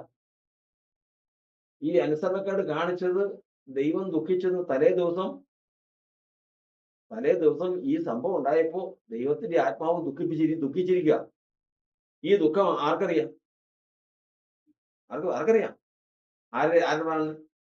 ശൗലിന്റെ പ്രാണനറിയാം. ഇവൻ ചെയ്തു വെച്ചിരിക്കുന്ന ഏറ്റവും വലിയ അപകടമാണെന്ന് ദൈവത്തിനറിയാം. ആ അപകടമാണ് ഇവിടെ നിങ്ങൾക്ക് ഇവന്റെ ജീവിതം ഇല്ലാതെ പോകാൻ തക്കവണ്ണമുള്ള പാപമാണ് ചെയ്തിരിക്കുന്നതെന്ന് പ്രാണനോട് കർത്താവ് പറഞ്ഞിട്ടുണ്ട്. പക്ഷെ പ്രാണന്റെ ദുഃഖം ആരറിയുന്നില്ല. ആ വാക്ക് ഓർത്തോളൂ, നീതിമാൻ തന്റെ പ്രാണന്റെ ദുഃഖം അറിയും. പറഞ്ഞേ, ഇന്ന് നമ്മുടെ ഇത്രയും പേരുടെ ഉള്ളില് നമ്മുടെ പ്രാണൻ ഇപ്പൊ സന്തോഷിച്ചാണോ ഇരിക്കുന്നത്? അത് ദുഃഖിച്ചാണോ ഇരിക്കുന്നത്? അത് വെപ്രാളപ്പെട്ടാണോ ഇരിക്കുന്നത്? നാളെ നമ്മൾ ഈ പോകുന്ന യാത്രയിൽ എന്തെങ്കിലും അപകടം കാണുന്നുണ്ടോ? അത് നമ്മൾ ഉറപ്പ് പ്രാപിക്കണം. കഴിഞ്ഞ ദിവസം നമ്മൾ 21 ദിവസം ഉപവാസപ്രാർത്ഥന ഇരിക്കാൻ പോവാ. ഈ ആഴ്ച ഞാൻ കർത്താവിനോട് ചോദിച്ചു, ഏതെങ്കിലും തരത്തിലുള്ള വഴികൾ ദോഷമുണ്ടോ? അതിന് ചില കാര്യങ്ങൾ കർത്താവ് പറഞ്ഞു. എന്നിട്ട് ഞാൻ എന്റെ ഉള്ളിലേക്ക് നോക്കുക, എന്തെങ്കിലും അപകടം ഉണ്ടോ കർത്താവേ? എന്റെ പ്രാണൻ അസ്വസ്ഥതയുണ്ടോ? ഏതെങ്കിലും തരത്തിലുള്ള വിഷാദിച്ചുള്ളിൽ ഞരക്കമുണ്ടോ? ഉണ്ടെങ്കിൽ ഈ വഴിയിൽ അപകടം ഉണ്ടെങ്കിൽ അതിന് മാറണം. ഏതെങ്കിലും തരത്തിലുള്ള ഈ യാത്രയിൽ പ്രശ്നങ്ങളുണ്ടെങ്കിൽ അത് മാറണം, ഇല്ലെങ്കിൽ അത് തിരുത്തണം. അത് തിരുത്തി യഥാസ്ഥാനപ്പെടുത്തിയിട്ട് മാത്രമേ പോകാവൂ എന്ന് പറയുകയാണ്. കാരണം ഇല്ലെങ്കിൽ നേരെ ചെന്ന് ഛേദപ്പെടുന്ന ഒരവസ്ഥയിലേക്ക് വരും. അവിടെയാണ് കർത്താവിന്റെ വചനം പറയുന്നത്. എപ്പോഴും മറക്കാൻ പാടില്ലാത്ത ഒരു വചനമാണ് 2 യോഹന്നാന്റെ ലേഖനം 1-ാം വാക്യം. 2 യോഹന്നാനാണോ 3 യോഹന്നാനോ?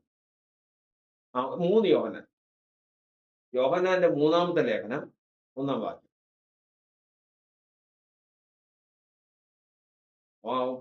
പോകണം, പുറകിലേക്ക് പോകണം.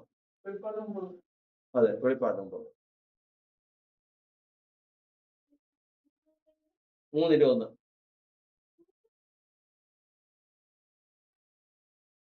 ഗായോസിന് യോഹന്നാൻ അപ്പോസ്തലൻ ലേഖനം എഴുതുക. അപ്പൊ പറയുന്ന വാക്കാണ് പ്രിയനെ, നിന്റെ ആത്മാവ് എന്തായിരിക്കുന്നു? നിന്റെ ആത്മാവിനെ, മറ്റത് ആത്മാവിനെ ഇരിക്കുന്നു, വിഷാദിച്ചു വിളിഞ്ഞ് ഇറങ്ങുന്നു. ഇത് നിന്റെ ആത്മാവിനെ ഇരിക്കുന്നു, ശുഭമായിരിക്കുന്നു. നീയും ശുഭമായിരിക്കണം. അപ്പൊ ഇവിടെ പറയുകയാണ്. അപ്പൊ ഇപ്പൊ എത്ര തരത്തിലുണ്ട്? വിഷാദിക്കുന്ന ആത്മാവ്, ഉള്ളിൽ ഞരങ്ങുന്ന ആത്മാവ്, പിന്നെ അമ്മയുടെ അടുക്കൽ മുലകുടി മാറിയ ആത്മാവ്, നീർത്തോടുകളിലേക്ക് ചെല്ലാൻ കാക്ഷിക്കുന്ന പോലെ കർത്താവിന്റെ അടുക്കലേക്ക് ചെല്ലാൻ കാക്ഷിക്കുന്ന ആത്മാവ്, ശുഭമായിരിക്കുന്ന എത്ര തരത്തിലുള്ള ആത്മാവിനെ കണ്ട്? 5. മറന്നു പോകാൻ പാടില്ല. ഒരു ക്രിസ്തീയ ജീവിതം എന്തോരം അബദ്ധങ്ങൾ മനുഷ്യന് പറ്റും. ഈ പറയുന്നത് നമുക്ക് തന്നെ എന്തെല്ലാം അബദ്ധങ്ങൾ പറ്റുന്നു.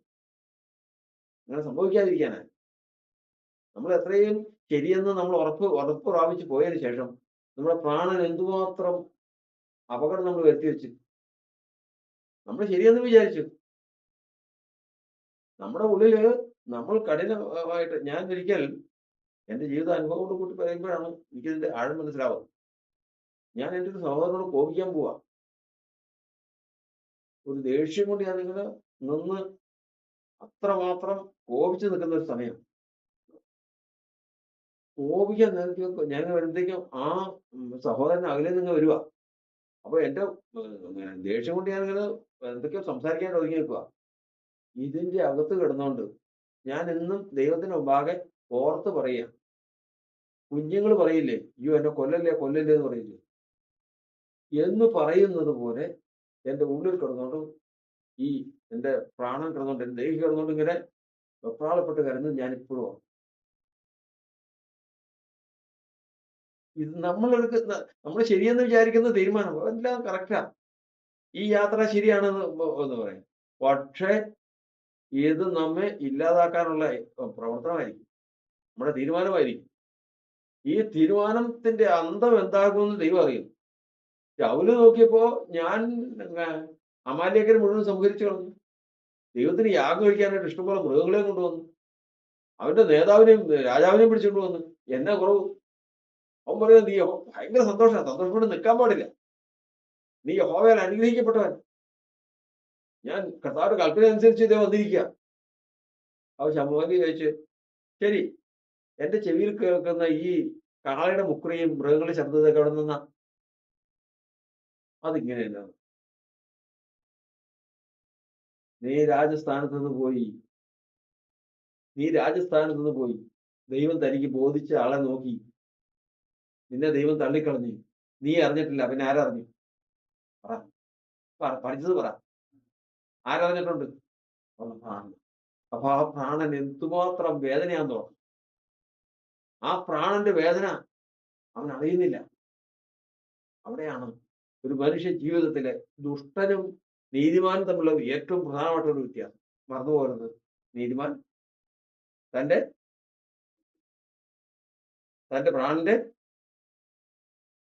പ്രാണന്റെ ദുഃഖം അറിയും. നീതിമാനാണ്.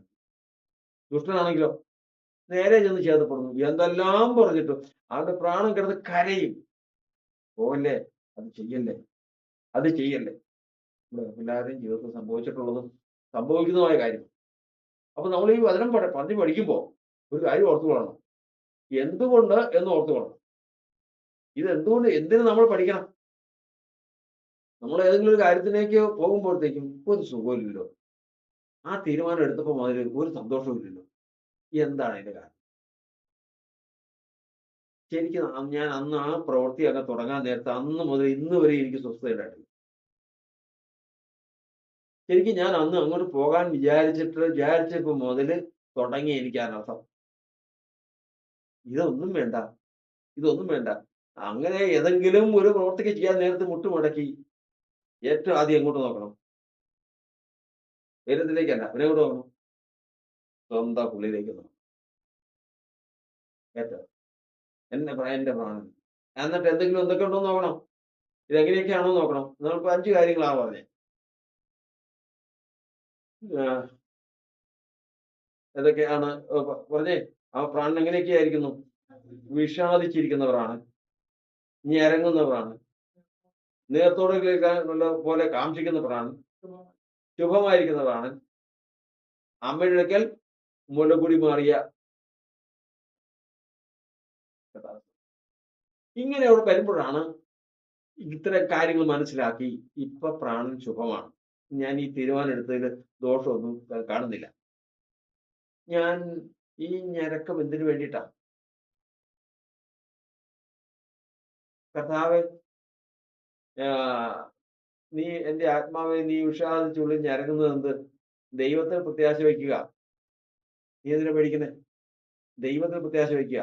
അവൻ എന്റെ മുഖപ്രകാശ രക്ഷയും എന്റെ ദൈവമാകുന്നു എന്ന് ഇനിയും ഞാൻ അവനെ സ്തുതിക്കും. നീ പേടിക്കൊന്നും വേണ്ട. പോകുന്ന വഴിക്ക് കാര്യസാധ്യത്തിന് വേണ്ടിയിട്ട് മറ്റുള്ളവരെ ഞാൻ ആശ്രയിക്കില്ല. എന്തിനെ ആശ്രയിക്കുള്ളൂ? 2 കാര്യങ്ങളാണ്. മുഖപ്രകാശ രക്ഷയും എന്റെ ദൈവം. ഒരു അത് വേറൊരു ശുശ്രൂഷയാണ്. അതായത് ദൈവത്തിന്റെ മക്കള് ലോകത്തെ ജയിക്കാനുള്ള 3 ആയുധങ്ങളാണ്. എന്ത്? ദൈവത്തിന്റെ മുഖപ്രകാശം, ദൈവത്തിന്റെ വലങ്കരം, ദൈവത്തിന്റെ ഭുജം. എന്ന് പറഞ്ഞേ, ദൈവത്തിന്റെ വലങ്കരം, ദൈവത്തിന്റെ മുഖപ്രകാശം, ദൈവത്തിന്റെ ഭുജം. ഈ 3 കാര്യങ്ങളാണ് ദൈവത്തിന്റെ മക്കൾക്ക് ലോകത്തെ ജയിക്കാൻ വേണ്ടി തന്നിരിക്കുന്നത്. അപ്പൊ ഇത് കൂടാതെ ഉള്ള ആശ്രയം വരും. ഒരു കാര്യം ഉദാഹരണമായിട്ട് ദൂര സമഭൂമിയിൽ ഒരു വിഗ്രഹത്തെ നിർത്തി. ദൂര സമഭൂമിയിൽ ഏത് വിഗ്രഹം എന്ന് അറിയാവോ? അറിയാവോ? ദൂര സമഭൂമിയിൽ ഒരു വിഗ്രഹം നിർത്തി. ആര് നിർത്തി? നെബൂഖദ്നേസർ രാജാവ് ദൂര സമഭൂമിയിൽ 80 മുഴ ഉയരമുള്ള ഒരു വിഗ്രഹം നിർത്തി. 80 അടി അത്രയും ഉയരമുള്ള ഒരു വിഗ്രഹം നിർത്തി. അപ്പൊ അതിലേക്ക് പോവുക. ഇന്ന് എല്ലാവരും അതിനെ നമസ്കരിക്കണം. ശദ്രക മേശക്ക് അവേദനകോ ഒന്നും അറിയുന്നില്ല ഈ കാര്യങ്ങളൊന്നും. ഇവർക്ക് ഇതിന് ചതിയായതുകൊണ്ടെന്നെ. അപ്പൊ ഇതിലേക്ക് പോകാൻ പോകുന്ന പിറ്റേ ദിവസം അടുത്ത ദിവസം അതിലേക്ക് പോകുമ്പോഴേ തന്നെ ശദ്രക്കും മേശക്കും അഭേദനകോവിന്റെയും ഉള്ളിൽ പ്രാണൻ അറിഞ്ഞു. എന്തറിഞ്ഞു? ഇന്നൊരു വലിയ പരീക്ഷയുണ്ട്. ആ പരീക്ഷയിൽ എന്തായി തീരുമെന്നുള്ള ചിന്ത ആർക്കുണ്ട്? ഈ പ്രാണനുണ്ട്. ദൈവം ആരോട് പറഞ്ഞിട്ടുണ്ട്? പ്രാണനോട് പറഞ്ഞിട്ടുണ്ട്. അങ്ങനെ പ്രാണനോട് സമർപ്പിക്കുന്ന ആശ്വസിപ്പിക്കുക. എന്താ? എന്റെ ആത്മാവ് നീ വിഷാദത്തിൽ ഞരങ്ങുന്നത് ദൈവം അവൻ എന്റെ മുഖപ്രകാശം എന്റെ ദൈവമാകുന്നു. ഞാൻ എങ്ങനെ എന്നിങ്ങനെ ഞാൻ ഇനി ആരെ സ്തുതിക്കും? അവനെ സ്തുതിക്കും. അല്ലാതെ ഞാൻ ഈ പറഞ്ഞ വിഗ്രഹത്തെ ഒരു ഇതിലേക്ക് സ്തുതിക്കില്ല. എന്നും ഞാൻ ഈ 3 കാര്യങ്ങളെ ആശ്രയിക്കുള്ളൂ എന്ന് ആരോട് ഉറപ്പ് പറയുക? പ്രാണനോട് ഉറപ്പ് പറഞ്ഞപ്പോ എന്തായിരുന്നു? പ്രാണൻ ആശ്വസിക്കും. എന്നിട്ടാണ് നമ്മൾ അടുത്ത അതിൽ വായിക്കുന്നത്, കർത്താവേ ഞാൻ നിന്റെ രക്ഷയാകുന്നു എന്ന് എന്റെ പ്രാണനോട് പറയണമേ. കർത്താവ് ഒന്ന് പറ, നീ എന്റെ പ്രാണന്റെ രക്ഷയാകുന്നു എന്ന് പറ ഒന്ന് ആശ്വസിക്കാൻ വേണ്ടിയിട്ട്. അപ്പോ നമ്മൾ ഓർത്തുകൊള്ളണം, മാന്യത്തോടൊക്കെ ചെയ്യാൻ കാക്ഷിക്കുന്നവര്, മുലപ്പാൽ കുടിക്കാൻ വാഞ്ചിക്കുന്ന പോലെ വാഞ്ചിക്കുന്നവര്, പിന്നെ വിഷാദിക്കുന്നവര്, എങ്ങനെ ഞരങ്ങുന്നവര്, ശുഭമായിരിക്കുന്നവര്. ഇത് ഉറപ്പ് പ്രാപിച്ചിട്ട് മാത്രമേ ഏതെങ്കിലും ചെയ്യാവൂ. നമ്മൾ ഏതെങ്കിലും കാര്യങ്ങൾ ഉറപ്പ് പ്രാപിക്കാവൂ. ഇല്ലാതെ അബദ്ധം പറ്റിയതായത് മുഴുവനും. അടുത്ത ദിവസം ദിവസത്തേക്ക് രാജാവിനോട് മാത്രമേ ആരാധന കഴിക്കാവൂ എന്നൊരു നിയമം വന്നേക്കുക. അതിനു മുമ്പേ വരാനുള്ള പരീക്ഷ ദാനിയേലിന്റെ പ്രാണൻ അറിയുന്നുണ്ട്. ആര് പറഞ്ഞിട്ടുണ്ട്? ദൈവം പറഞ്ഞിട്ടുണ്ട്. പക്ഷേ കാര്യങ്ങൾ മുമ്പോട്ട് പോയി. സിംഹം കൊണ്ട് കുഴിയിലിട്ടു കയറി വന്നു. ഏത് മനുഷ്യനും യാത്രയാകുമ്പോൾ, ആരംഭിക്കുമ്പോൾ ഏതും ദൈവത്തിന്റെ അനുവാദത്തോടു കൂടി മാത്രമേ അത് ചെയ്യാവൂ. ദൈവഹിതമല്ലെങ്കിൽ അത് ചെയ്യാൻ പാടില്ല. ദൈവഹിതമല്ലാത്ത ഒരു കാര്യം അവൻ അതിലേക്ക് പുറപ്പെടുമ്പോൾ അതിലുള്ള അപകടം ദൈവം കാണുന്നു, അത് പ്രാണനെ അറിയിക്കുന്നു. അതുകൊണ്ട് നമ്മൾ മറന്നു പോകാത്തൊരു കാര്യം എന്താണ്? നീതിമാൻ എന്തറിയുന്നു? തന്റെ പ്രാണന്റെ ദുഃഖം. തന്റെ പ്രാണന്റെ അവസ്ഥ അറിയുന്നവനാണ് നീതിമാൻ. വേറെ ഒന്നും അറിയണ്ട, വേറെ ഒരു കാര്യം അറിയണ്ട. ദൈവത്തിന്റെ സന്നിധിയിൽ നമ്മൾ ഉപവാസവും പ്രാർത്ഥനയുമായി ഇരിക്കുന്നു. നമ്മൾ ഇന്ന് വചനം പഠിക്കുന്നു, യാത്ര പോകുന്നു, പ്രവർത്തികൾ ചെയ്യുന്നു, അനവധി കാര്യങ്ങൾ ചെയ്യുന്നു. ഇനി ഇത്രയും കാലത്തെ നമ്മുടെ പിന്നിലുള്ള ചരിത്രം ഒന്ന് പരിശോധിച്ച് നോക്കിയാൽ മതി. ഇന്ന് വരെ അബദ്ധം പറ്റിയിട്ടുള്ളതും അപകടം പറ്റിയിട്ടുള്ളതുമായ കാര്യങ്ങൾ ഒന്ന് ചിന്തിച്ചാൽ മതി. അതിനു മുമ്പ് നമ്മുടെ പ്രാണൻ വിഷാദിച്ചിട്ടുണ്ട്, നമ്മുടെ പ്രാണൻ വേദനിച്ചിട്ടുണ്ട്. കാരണം വിശ്വസ്തനായ ദൈവം കർത്താവ് തന്റെ ഭക്തന്മാരെ അറിയിക്കാതെ ഒരു കാര്യം ചെയ്യില്ല. കർത്താവ് തന്റെ ഭക്തന്മാരെ അറിയിക്കാതെ ഒരു കാര്യം ചെയ്യില്ല. നമ്മൾ പലപ്പോഴും ചിന്തിച്ചിട്ടുണ്ട്, കർത്താവെ നീ തന്റെ ഭക്തന്മാരെ അറിയാതെ ഒരു കാര്യം ചെയ്യുകയില്ല എന്ന് പറഞ്ഞിട്ടുണ്ട്. ഇത് നീ അറിഞ്ഞതല്ലേ, എന്നിട്ട് എന്തുകൊണ്ട് എന്നോട് പറഞ്ഞില്ല? ഞാൻ ചോദിച്ചിട്ടുള്ള എന്റെ കർത്താവെ, ഇന്ന് ഇത്രയും വലിയൊരു സംഭവം എന്റെ ജീവിതത്തിലുണ്ടായി, നീ അറിയാതെ അല്ലല്ലോ. വചനമുണ്ടല്ലോ, വചനമുണ്ട്. അറിയാതെ ഒരു കാര്യവും തന്റെ ഭക്തന്മാരറിയാതെ ഒരു കാര്യം തന്റെ ദാസന്മാരായ ദാസന്മാർക്ക് വെളിപ്പെടുത്താതെ ഒരു കാര്യം ചെയ്യില്ല എന്ന് വചനമുണ്ടല്ലോ. പിന്നെ ഇതെങ്ങനെ സംഭവിച്ചു? ദൈവം നീതിമാൻ. ദൈവം പറഞ്ഞിട്ടുണ്ട്. ആരോട് പറഞ്ഞിട്ടുണ്ട്? പ്രാണനോട് പറഞ്ഞിട്ടുണ്ട്. ദൈവം പ്രാണനോട് പറഞ്ഞിട്ടുണ്ട്. പ്രാണനോട് പറഞ്ഞത് എന്താണെന്ന് അന്വേഷിച്ചറിയാനുള്ള ബുദ്ധി എനിക്കില്ലാതെ പോയി. അതിന്റെ അവസ്ഥ എന്താണെന്ന് അറിയാതെ പോയി. ഈ 5 കാര്യങ്ങളിൽ ഏത് അവസ്ഥയിലാണ് എന്റെ പ്രാണൻ എന്ന് ഞാൻ അന്വേഷിച്ചറിഞ്ഞെങ്കിലും എനിക്കിന്നത് വരില്ല. ഇന്നത് വരാൻ പോകുന്നില്ല. ഈ ദുരാവസ്ഥ നമുക്ക് ആർക്കും വരാൻ പോകുന്നില്ല. ദൈവത്തിന്റെ ഹിതപ്രകാരം മുൻപോട്ട് നീങ്ങുവാൻ ആഗ്രഹിക്കുന്നവൻ ലോകവും അതിന്റെ മോഹവും ഒഴിഞ്ഞു പോകുന്നു. ദൈവത്തിന് ഇഷ്ടം ചെയ്യുന്നവൻ എന്നേക്കും ഇരിക്കുന്നു എന്ന് പറഞ്ഞേ. ലോകവും അതിന്റെ മോഹവും ഒഴിഞ്ഞു പോകും. ദൈവത്തിന്റെ ഇഷ്ടം അറിയുന്നവൻ എന്നേക്കും ഇരിക്കുന്നു. ദൈവത്തിന്റെ ഇഷ്ടം അറിയാൻ എന്ത് വേണം? പറ, നീ അത് പറ. ഇനി ദൈവത്തിന് ഇഷ്ടം അറിയുന്നവൻ എന്നേക്കും നിത്യജീവനെ പ്രാപിക്കും. ശരി, സമ്മതിച്ചു. ദൈവത്തിന് ഇഷ്ടം അറിയാൻ എന്ത് ചെയ്യണം? എങ്ങോട്ട് നോക്കണം? അങ്ങോട്ടല്ല നോക്കട്ടെ, ഏറ്റവും ആദ്യം എങ്ങോട്ട് നോക്കണം? കാരണം പ്രാണനോട് പറഞ്ഞിട്ടുണ്ട്. പ്രാണനോട് പറഞ്ഞിട്ടുണ്ട്. കർത്താവിന്. അതുകൊണ്ട് നമ്മൾ ഇപ്പോ എല്ലാവർക്കും ന്യായമായ ഒരു ചിന്ത വന്നു. എന്താ? ഇത്രയും പ്രാണനോട് പറയുന്ന കർത്താവ് എന്നോട് പറഞ്ഞാൽ തോന്നും. പ്രാണനോട് പറഞ്ഞാൽ, ഇപ്പൊ എന്റെ പ്രാണനോട് പറഞ്ഞു, അത് എന്നോട് പറഞ്ഞാൽ എന്താ കുഴപ്പം? അത് നമ്മൾ മനസ്സിലാക്കിയിരിക്കണം. ഈ ലോകത്തിൽ കർത്താവ് ആദാമിനും ഹൗവയ്ക്കും കൽപ്പന കൊടുത്ത് പോയി കർത്താവുമായിട്ടുള്ള ബന്ധത്തിൽ മുഖാമുഖം സംസാരിച്ചുകൊണ്ടിരുന്നതാണ്. എന്നാൽ ഒരു ദിവസം വന്നവർ പറയുകയാണ്, ഞങ്ങൾ നഗ്നരാകൊണ്ട് ഞങ്ങൾ ഓടി ഒളിച്ചു. കർത്താവ് പറഞ്ഞു, നീ നഗ്നനെന്ന് നിന്നോട് ആര് പറഞ്ഞു? ഇന്നലെ നിനക്ക് തുണി ഉണ്ടായിരുന്നോ? ഇന്നലെ വരുമ്പോ നിനക്ക് വസ്ത്രം ഉണ്ടായിരുന്നോ? ഇല്ല. ഇന്ന് വന്നപ്പോ വസ്ത്രം ഉണ്ടായിരുന്നോ? ഇന്നുമില്ല. പക്ഷെ ഇന്ന് നിനക്ക് വസ്ത്രം ഇല്ലെന്ന് നിനക്ക് നീ പറയും നഗ്നെന്ന് പറഞ്ഞേ. അപ്പൊ പറഞ്ഞ ആള് വേറെയാണ്. പറഞ്ഞ ആള് വേറെ വ്യക്തിത്വമാണ്. അതാണ് അന്ന് മുതൽ ദൈവം മനുഷ്യനോട് ജഡമനുഷ്യനോട് സംസാരിക്കില്ല. പകരം നിങ്ങളുടെ ഒരു പ്രവാചകനോ ഒരു ദർശകനോ ഉണ്ടെങ്കിൽ ഞാൻ അവന് സ്വപ്നത്തിൽ എന്നെ വെളിപ്പെടുത്തും, ദർശനത്തിൽ അവനോട് സംസാരിക്കും. ഒരു മനുഷ്യനോടും കർത്താവ് മോശയോടും യേശുവിനോടും ഒഴികെ വേറെ ആരോടും മുഖാമുഖമായി സംസാരിക്കും. മോശയോട് മാത്രം എങ്ങനെ സംസാരിക്കും? ഒരു കൂട്ടുകാരൻ സ്നേഹിതൻ തന്റെ സ്നേഹിതനോട് സംസാരിക്കും, സംസാരിക്കും. മറ്റുള്ള എല്ലാവരോടും, ഏറ്റവും പ്രിയ പുരുഷനായ ദാനിയേലിനോട് പോലും എന്തിനാ സംസാരിക്കുള്ളൂ? സ്വപ്നത്തിൽ, അല്ലെങ്കിൽ ദർശനത്തിൽ, അല്ലെങ്കിൽ വെളിപ്പാടിൽ പുറമെ സംസാരിക്കില്ല. കാരണം അതിന്റെ കാരണം അത് നമുക്ക് പിന്നീട് കഴിയാം. അത് പ്രാണനോട് സംസാരിക്കുന്നത് ദൈവത്തിന്റെ നീതിയിൽ പെടുന്ന വിഷയങ്ങളാണ്. അത് പഠിച്ചു കഴിഞ്ഞാൽ അതിന്റെയൊക്കെ അന്തരാർത്ഥം എത്രമാത്രം ഉണ്ടെന്ന് നമുക്ക് മനസ്സിലാവും. അപ്പൊ ഇവിടെ നമ്മൾ ചിന്തിക്കുന്നത്, ഇങ്ങനെ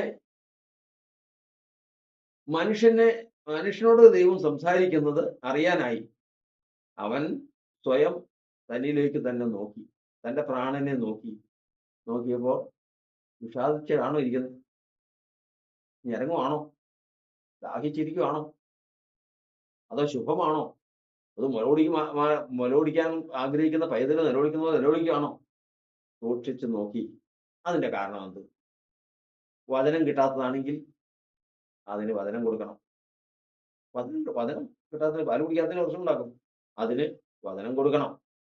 കർത്താവിന്റെ അടുക്കൽ ചെല്ലാത്തതാണെങ്കിൽ എന്റെ അടുക്കൽ വരുന്നവന് ദാഹിക്കില്ല. കർത്താവിന്റെ അടുക്കൽ ഇരിക്കാനാണെങ്കിൽ അതിന് അത് തീർക്കണം. പോകുന്ന വഴിക്ക് അപകടമുണ്ടെങ്കിൽ യാതിച്ചിരിക്കുന്നു, അപകടത്തിന്റെ വഴി നോക്കണം, വഴി തിരുത്തണം. ഞരങ്ങുന്നുവെങ്കിൽ എൻ്റെ യാത്രയിൽ ഏതെങ്കിലും തരത്തിൽ അന്യാശ്രയത്തിൽ ഞാൻ അകപ്പെടാൻ, അതായത് ദൈവത്തെ ഒഴികെ മറ്റാരെയോ ആശ്രയിക്കാൻ തക്കുള്ള സാഹചര്യം വരും, അതിനുള്ള സാധ്യതയുണ്ട്. അതുകൊണ്ടാണ് അത് ഉറപ്പ് പ്രാപിക്കണം. ഇത്രയും കാര്യങ്ങൾ നമ്മൾ സൂക്ഷ്മതയോടുകൂടി ഉറപ്പ് പ്രാപിച്ചു കഴിഞ്ഞാൽ ഇതൊക്കെ നീങ്ങിപ്പോകും. എന്തൊക്കെ നീങ്ങിപ്പോവും? വിഷാദം നീങ്ങും, ഞരക്കം നീങ്ങും, ദാഹം നീങ്ങും, മുലകൂടി മാറിയ പോലെ സ്വസ്ഥമായിട്ടിരിക്കും. ആത്മാവ് എങ്ങനെ ഇരിക്കണം? കർത്താവിന്റെ സ്തോത്രം. ആ വിഷാദം നീങ്ങും. ദൈവസന്നിധിയിൽ ഏറ്റവും പ്രധാനപ്പെട്ട ഒരു രോഗമാണ് ഏത് രോഗം? വിഷാദം. അത് ഉണ്ടാകാൻ പാടില്ല. ഇതിന്റെ ചരിത്രം എന്ന് പറയുന്നത് അതെല്ലാം ദൈവത്തിന്റെ വചനത്തെല്ലാം കൂട്ടിയിണക്കി വ്യക്തമായിട്ടും നമ്മുടെ ജീവിതാനുഭവമായി തീരുമ്പോഴാണ് ഇതിന് വിലയുണ്ടാവും. ഇല്ല എങ്കിൽ ഇങ്ങനെ പഠിക്കും, ഇങ്ങനെ കേൾക്കും, അങ്ങനെ പോകും എന്ന് മാത്രമേ ഉള്ളൂ. അങ്ങനെയല്ല. ഇത് നമ്മുടെ ജീവിതത്തിൽ പ്രാവർത്തികമായി നമ്മുടെ ജീവിതം അനുഭവിപ്പാനും തുടർന്നുള്ളവരുടെ ജീവിതം ഇതിനാൽ ഉപകാരപ്പെടാനും ആ മഹാതീരത്ത് എത്തിക്കഴിയുമ്പോൾ, നാളെ കർത്താവിൽ എത്തിക്കഴിയുമ്പോൾ തിരിഞ്ഞു നോക്കിയതിന് ശേഷം അന്ന് പഠിച്ചത്, അന്ന് ഗ്രഹിച്ചത് അത് ഏറ്റവും വിലപ്പെട്ടതായിരുന്നു എന്ന് ഒരു വാക്ക് കിട്ടിക്കഴിഞ്ഞാൽ നമ്മുടെ ജീവിതം ധന്യം. പ്രാർത്ഥിക്കാം, മുട്ടുമുടക്കാം. വലിയവനായ ദൈവമേ, സ്വർഗസ്ഥ പിതാവേ, ഞങ്ങൾ ഇന്ന് കർത്താവിന്റെ സന്നിധിയിൽ ചിന്തിച്ച വചനങ്ങൾക്കായി സ്തോത്രം. കർത്താവ് ഞങ്ങളോട് മനസ്സലിവ് തോന്നണമേ. ഞങ്ങൾക്ക് വേണ്ടി ഉത്തരവാദിയായിരിക്കണമേ കർത്താവ്. കർത്താവ് ഒന്ന് ഞങ്ങളോട് ഇടപെട്ടതുകൊണ്ട് സ്തോത്രം. കർത്താവെ, ദൈവമേ, ഞങ്ങളുടെ രോഗങ്ങളെ കുറിച്ച് പഠിച്ചുകൊണ്ടിരിക്കുകയാവുന്നല്ലോ. ദൈവമേ, വിഷാദം നീങ്ങുവാൻ തക്കവണ്ണം, ഞങ്ങളുടെ പ്രാണന്റെ വിഷാദം നീങ്ങുവാൻ തക്കവണ്ണം കർത്താവെ അവിടുന്ന് പ്രവർത്തിക്കാൻ കഴിവുള്ളവനാണ്. എന്തുകൊണ്ട് വിഷാദം വന്നു? എന്തുകൊണ്ട് ഞരക്കം വന്നു? എന്തുകൊണ്ട് ദാഹം വന്നു? എന്തുകൊണ്ട് അസ്വസ്ഥത വന്നു? ഇതൊക്കെയും ഞങ്ങൾ പ്രാണന്റെ അടുക്കൽ കർത്താവെ, നാഥ യേശുവെ സൂക്ഷിച്ച് മനസ്സിലാക്കി അതനുസരിച്ച് ജീവിതത്തെ ചിട്ടപ്പെടുത്തി ഈ സകല രോഗങ്ങളിൽ നിന്നും വിടുവിക്കപ്പെട്ട് കിട്ടാനും ഭാഗെ കുറ്റമറ്റതായിരിക്കാൻ ഞങ്ങളെ കരങ്ങളിലേക്ക് ഏൽപ്പിച്ച് പ്രാർത്ഥിക്കും. കാത്തോണം അനുഗ്രഹിക്കണമേ. സ്തോത്രം, സ്തോത്രം, സ്തോത്രം, സ്തോത്രം.